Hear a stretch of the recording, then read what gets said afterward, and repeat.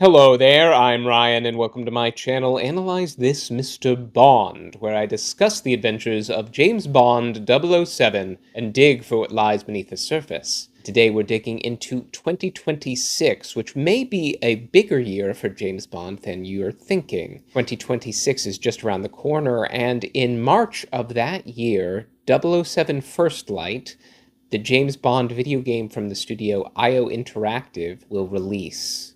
I think there's a bit of a generational divide in the Bond fan community about James Bond video games, but I think we're at a watershed moment culturally where video games are taking the spot that cinema used to hold in terms of cultural significance. The video game industry is larger than the current film industry, and the current film industry is in a slow decline. I don't think it's going away, but it's definitely changing shape where the video game industry is booming.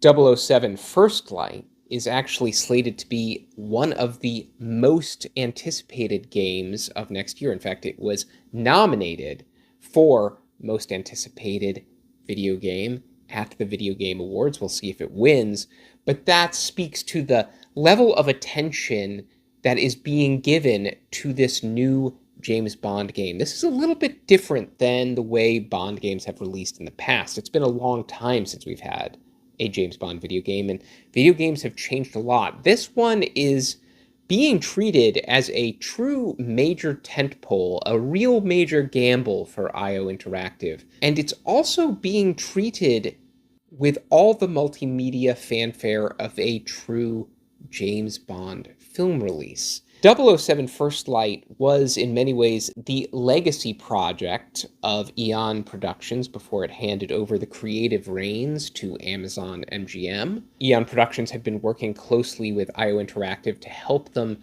shape this new video game, which is to be the first in a trilogy of stories about a young, developing James Bond at the start of his career. So it's effectively the first Bond reboot we're getting since Bond died at the end of No Time to Die. And it's carrying forward so much of what we came to recognize about the Eon Productions films. This game is being met with a level of brand awareness and product placement that is frankly unusual for video games. Video games are starting to gain momentum in terms of brand collaborations. You're seeing major brands like Hamilton start to put their watches into video games for promotion purposes. Seiko has been doing that for years, but now we're starting to see that more. And now in 007 First Light, we're seeing Omega promote this video game on its own social media channels as part of a collaboration between them and the makers of the video game. Orla Bar Brown, Aston Martin, Coca-Cola is involved in 007 First Light. There is so much major product placement being put into this game, and that was the first sign that this game was going to be something really, really big. And then the rumors started hitting that the title song for 007 First Light is actually going to be performed by Lana Del Rey, and that will be released next year. We've had Bond title songs for video games before, but we've never really had a song with the caliber of performer like Lana Del Rey, someone as culturally significant as Lana Del Rey. Lana Del Rey notably recorded a song for Spectre that was not used, her song 24. So if she is in fact doing the First Light theme song, which it seems like she is, then this is her opportunity to kind of fulfill that dream. The fact that she's going from an opportunity to do a real Bond film to a video game is interesting, but it also speaks to the caliber of the production that we have here. And building up anticipation for 007 First Light is what's about to drop in the video game Fortnite. Fortnite, if you're not familiar, and you should be, because it's a cultural force to be reckoned with, Fortnite is a very important fixture in the video game landscape. If you really only know about a handful of games, you should know about Fortnite. Fortnite is going to devote an entire season, which is about like a month-long event, to James Bond. They've already announced this. It's supposed to come at the end of this year, so it's probably going to coincide with the holiday season.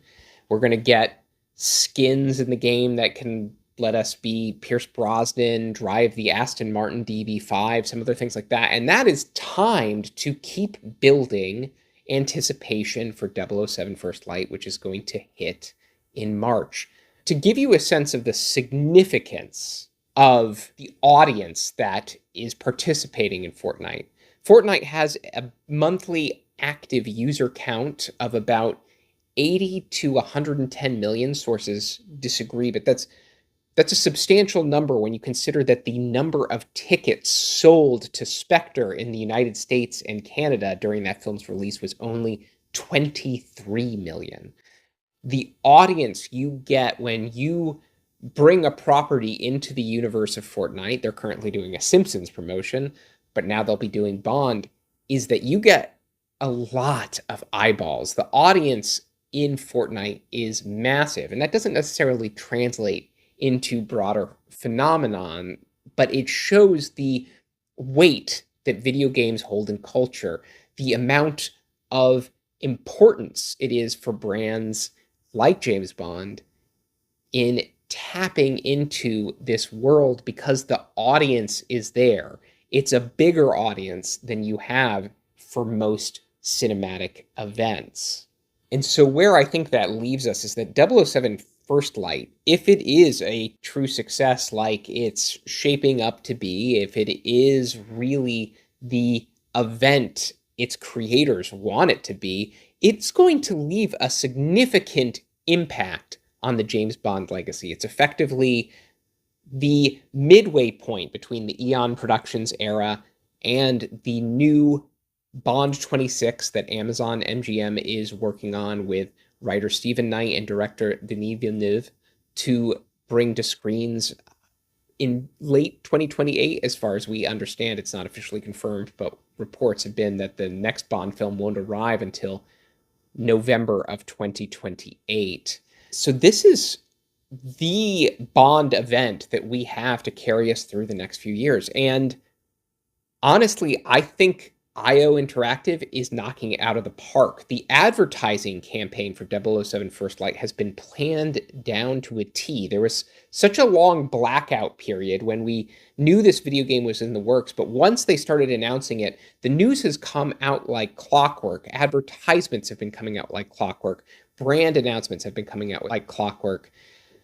This is a more highly calibrated promotional campaign for 007 First Light than we've seen for the past few Bond movies. It is so precise. If you are following it on social media and you're seeing the timing with which they're continually releasing new customizable outfits that your James Bond character can wear in the game, these unlockable outfits that are available if you pre-order the game, this set of very clear, deep-cut references to the Bond film canon. Things like the skeleton outfit from Spectre's Day of the Dead opening, or things like the blue polo shirt look that we associate with Daniel Craig, to Bond's commander uniform from his naval days. All those things have been very precisely timed to build up momentum towards this game's release, and we haven't even hit the home stretch of promotion for 007 First Light. I don't even know what's going to be in store, especially when we have so much brand firepower behind it. We really don't know exactly what Omega is going to be doing for 007 First Light, whether it's going to be something as simple as just a watch strap like we've seen in the footage from the game, or a proper timed watch release with a particular chronograph as seen in the game footage. If so, that's pretty monumental. And I think the other thing you have to understand is that once the game releases, it's not like it's just out and then we don't talk about it anymore. IO Interactive, the studio behind this game, is really clever at adding consistent new content to their games to keep the player base engaged. They did that with their prior Hitman games to great acclaim. They had a long tail thanks to the continual content that was being added, this DLC, downloadable content. Once 007 First Light hits in March, the base game is going to be there, but there's going to be more content. I guarantee you there's going to be, I don't want to speculate too heavily about what it is, but I'm sure we're going to start to hear inklings of that relatively soon.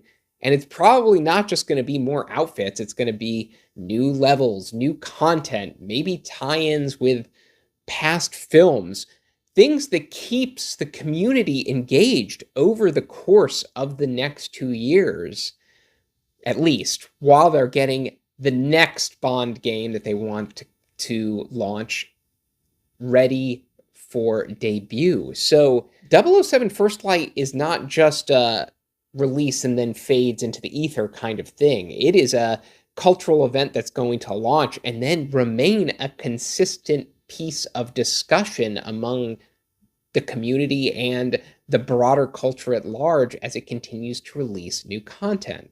This version of James Bond, if it catches on and is a hit with audiences, is really gonna have some impact on the series overall. In fact, one of the reasons I think that Amazon MGM is content to be a little quiet at this moment is they're acutely aware of this promotional plan for the 007 First Light game, and they're kind of trying to stay out of its way so that they're not competing for space. I expect the Bond 26 news to really start to pick up after 007 First Light has released, but again, I don't think 007 First Light just fades away after it drops at the end of March. I think you're going to see a lot of attention put on it upon release, but I think you're going to continue to see content drops over the course of 2026, making that the year of this new version of Bond. This young, early Bond is going to dominate the Bond fan community discussions for the next year in a big way. I think that's going to shift the way the community operates in a way it never has before. I don't think this version of the online Bond community has ever had to face a major tentpole video game of the likes of 007 First Light releasing and see what it does for the community. You're going to see, if the game is a hit, a whole set of video game Bond fans kind of enter into this community in a way that is going to be, frankly, pretty exciting, but is also going to change the dynamic of Bond discourse as we expand to additional interests. And you're seeing Bond content creators like Calvin Dyson, who's well ahead of the curve here, cover this video game, do live streams showing them playing the game. I think that's going to become a bit of a fixture in the Bond community in 2026. I have some reservations about what we've seen about 007 First Light. I am very excited for it. I think it looks like a good time. I still want to see more of the gameplay, understand more of the mechanics. I have a lot of faith in the studio behind it, but I have some reservations about the gameplay we've been shown thus far. So I'm hopeful that it will be everything I want that game to be, but who knows exactly what that game will be like when it debuts at the end of March. But one way or another, this is the big Bond event that we're getting. This is a film-sized event. Make no mistake, the level of audience for this game is a film-sized audience. In fact, it's probably larger than your standard theatrical film audience in a lot of ways because of the size of the video game market. So strap in, get ready. 2026 is going to be an exciting year. It's not just a placeholder year as we wait for Bond 26. It is a proper Bond event unto itself. So let me know how you're feeling about that perspective. Let me know if you aren't one of those people who are engaged with Bond as a video game concept or don't play a lot of video games. Do you feel kind of alienated by that? Do you feel concerned by that? Are you just going to be patient and wait things out until we have the next movie? Is it going to be enough to pull you towards picking up a video game console and playing 007 First Light? Are you going to just kind of wait and see? Or are you already all in on 007 First Light? Putting my cards on the table, I like to play video games. I find them very relaxing. I'm not a dyed-in-the-wool gamer, but I'm pretty fluent in the world of video games, and I do play my fair share, so I'm all in on 007 First Light. I hope it's a really great, immersive, exciting experience. I'm already fond of a lot of what we've seen. I've really liked a lot of the writing that we've been able to see in footage thus far of 007 First Light, so this game seems right up my alley. Thanks for watching, and as always, I'll catch you in the next one.